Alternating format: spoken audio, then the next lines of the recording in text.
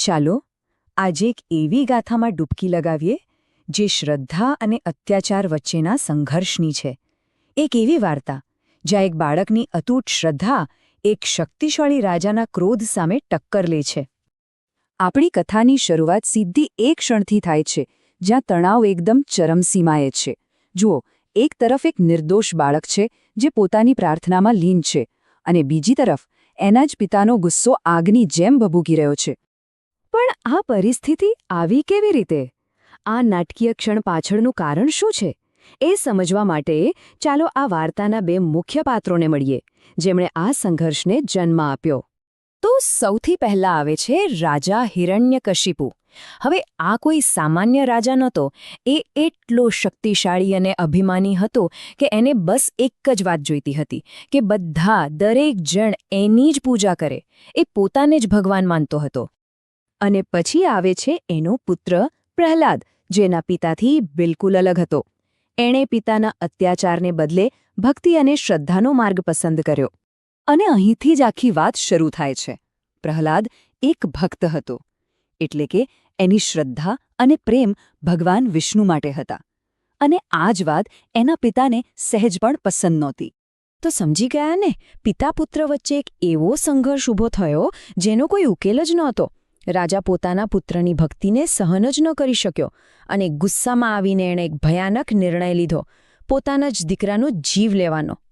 હવે આપણે એ ભયંકર પરીક્ષાઓ તરફ આગળ વધીએ જે રાજાએ પોતાના પુત્ર પર કરી, અને જોઈએ તે કેવી રીતે આ અત્યાચારોએ આ કથાને એક નવો જ વળાંક આપ્યો.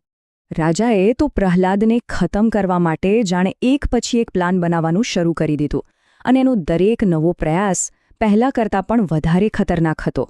સૌથી પહેલાં એણે પોતાના સૈનિકોને પ્રહલાદને મારવા મોકલ્યા. એ નિષ્ફળ ગયા તો ઝેરી સાપનો સહારો લીધો. પણ ખબર છે, દરેક વખતે કોઈ અદૃશ્ય શક્તિ પ્રહલાદને બચાવી લેતી. અને હા, દરેક વખતે પરિણામ એક જ આવતું: ભગવાન વિષ્ણુ તેને બચાવી લેતા. એવું લાગતું હતું જાણે પ્રહલાદની શ્રદ્ધા જ એની ઢાલ બની ગઈ હતી. હવે તો રાજાનો ગુસ્સો એની બુદ્ધિ પર હાવી થઈ ગયો હતો. એણે પોતાના જ દીકરાને એક ઊંચા પહાડની ટોચ પરથી નીચે ફેંકાવી દીધો. એને લાગ્યું કે આ વખતે તો પ્રહલાદ નહીં જ બચે. પણ ના, ફરી એકવાર એ જ થયું. પ્રહલાદની અતૂટ શ્રદ્ધાએ એને બચાવી લીધો. કહેવાય છે કે ભગવાન વિષ્ણુએ તેને પોતાના હાથોમાં જ ઝીલી લીધો. એ એકદમ સુરક્ષિત રહ્યો. હવે રાજા સાવ નિરાશ અને ગુસ્સાથી પાગલ થઈ ગયો હતો. એણે પોતાની બહેન હોલિકાની મદદ લીધી. હોલિકા પાસે એક ખાસ શક્તિ હતી જે આગને પણ હરાવી શકતી હતી. આ તેમનો છેલ્લો અને સૌથી ખતરનાક દાવ હતો. હોલિકાએ એક ભયાનક પ્લાન બનાવ્યો. એને વરદાન હતું કે આગ એને બાળી નહીં શકે. એટલે એણે નક્કી કર્યું કે એ પ્રહલાદને ખોળામાં લઈને ચિતા પર બેસી જશે અને એને જીવતો સળગાવી દેશે. એને પોતાની શક્તિ પર પૂરો ભરોસો હતો. રાજા પણ માની ગયો. અને આમ સૌથી ભયાનક પરીક્ષાની તૈયારીઓ શરૂ થઈ ગઈ. અને એ ભયાનક ક્ષણ આવી જ ગઈ. હોલિકા પ્રહલાદને ખોળામાં લઈને સળગતી ચિતા પર બેસી ગઈ. ચારે બાજુથી આગની જ્વાળાઓ ઉઠી રહી હતી. આ દ્રશ્ય પ્રહલાદના જીવન અને એની શ્રદ્ધા બંનેનો અંત લાવવા માટે રચવામાં આવ્યું હતું. પણ હોલિકાના પ્લાનમાં એક બહુ મોટી ભૂલ હતી. એક એવી વાત જે સાવ ભૂલી ગઈ હતી. વરદાનનો ઉપયોગ સારા કામ માટે હોય છે, કોઈ નિર્દોષનો જીવ લેવા માટે નહીં. અને પછી એક ચમત્કાર થયો. હોલિકાએ પોતાની શક્તિનો દુરુપયોગ કર્યો, એટલે એનું વરદાન ઉલટું પડ્યું.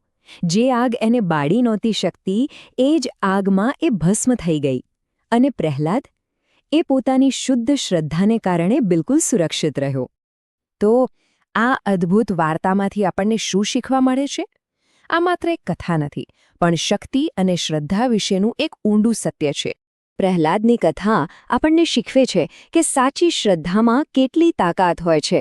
અને અત્યાચાર ભલે ગમે તેટલું શક્તિશાળી કેમ ન હોય, એનો અંત નિશ્ચિત છે. આ વાર્તા એ પણ યાદ અપાવે છે કે ખોટા કામ માટે વપરાયેલી શક્તિ અંતે પોતાનો જ નાશ કરે છે. અને અંતે આખી કથા આપણને એક સવાલ પર લાવીને ઊભી રાખે છે. જ્યારે ચારે બાજુ અન્યાય હોય ત્યારે શું પોતાની શ્રદ્ધા પર અડગ રહેવું? એ જ સૌથી મોટું વિદ્રોહ છે. વિચારવા જેવી વાત છે, ખરું ને?